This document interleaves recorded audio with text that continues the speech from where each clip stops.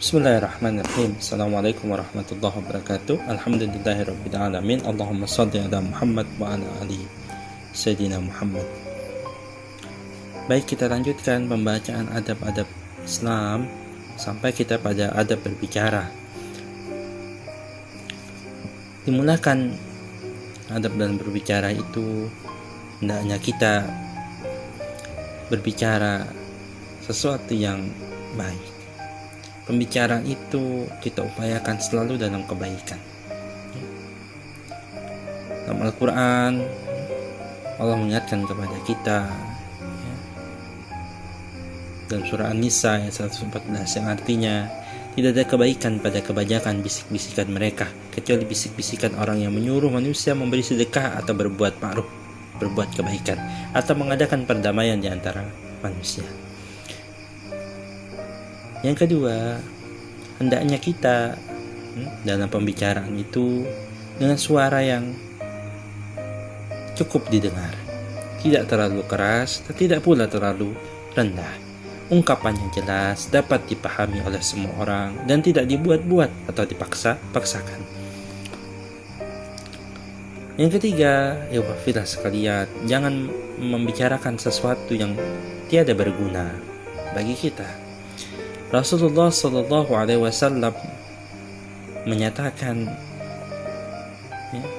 dalam hadis riwayat Ahmad itu yang artinya termasuk kebaikan Islamnya seseorang, termasuk kebaikan agamanya seseorang adalah meninggalkan sesuatu yang tidak berguna. Subhanallah, Masya Allah. Mudah-mudahan kita mampu mengamalkannya. Yang keempat, saudaraku, janganlah kita membicarakan sesuatu yang maksudnya membicarakan semua apa yang kita dengar.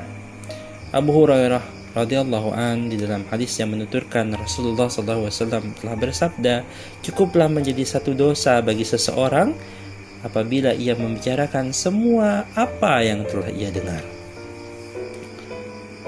Cukuplah kita membicarakan sebagian saja.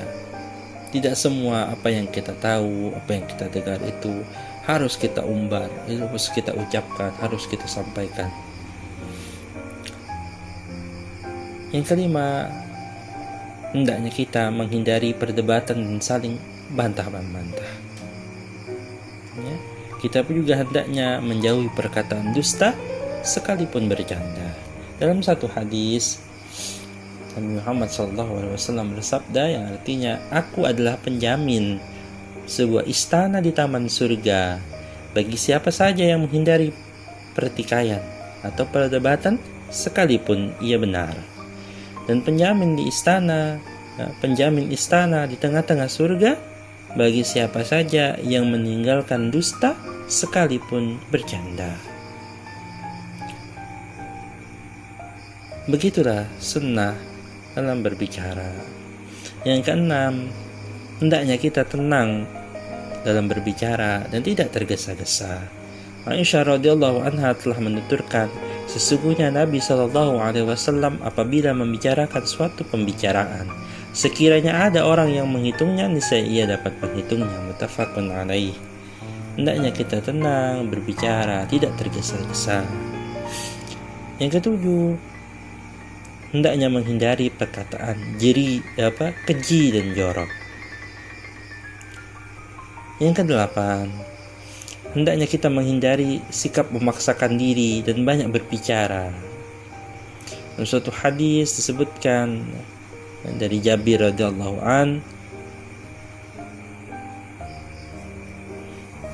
disebutkan Nabi bersabda, dan sesungguhnya manusia yang paling aku benci dan yang paling jauh dariku di hari kiamat kelak adalah orang yang banyak bicara, orang-orang yang berpura-pura fasih, fasih, dan orang-orang mutafayhikun. Para sahabat bertanya, apa itu mutafayhikun? Menjawab, orang-orang yang sombong. Yang kesembilan, saudaraku, hendaknya kita menghindari perbuatan ghibah, menggunjing, menggosip dan sebagainya, dan juga namimah, mengadu domba. Yang ke-10, etika adab dalam berbicara itu hendaknya mendengarkan pembicaraan orang lain dengan baik dan tidak memotongnya, dan juga tidak menampakkan bahwa kita mengetahui apa yang dibicarakannya, sehingga juga kita tidak menganggap remeh pendapat atau mendustakannya. Hendaknya kita menghormati, menjaga perasaan orang lain yang sedang berbicara atau yang kita ajak bicara. Yang ke-11, jangan memonopoli dalam berbicara. Maksudnya ingin semua itu hanya pembicaraan kita, tapi berikanlah kesempatan kepada orang lain untuk berbicara. Ke-12, menghindari perkataan kasar, keras, dan ucapan yang menyakitkan perasaan, dan juga tidak mencari-cari kesalahan pembicaraan orang lain dan kekeliruannya, karena hal tersebut dapat mengundang kebencian, permusuhan, dan pertentangan. Terakhir, ikhwas sekalian, hendaknya kita menghindari sikap mengejek, memperolok, memandang rendah orang yang berbicara. Dalam surah Al-Hujurat ayat 11 itu Allah berfirman yang artinya, wahai orang-orang yang beriman, janganlah suatu kaum mengolok-olok kaum yang lain, karena boleh jadi mereka yang diolok-olok tersebut lebih baik dari mereka yang mengolok-olok. Dan jangan pula wanita mengolok-olok wanita lain, karena boleh jadi wanita-wanita yang diperolok-olokkan itu lebih baik dari wanita yang mengolok-olokkan. Saudaraku, demikian 13 hal yang kita perhatikan dalam berbicara.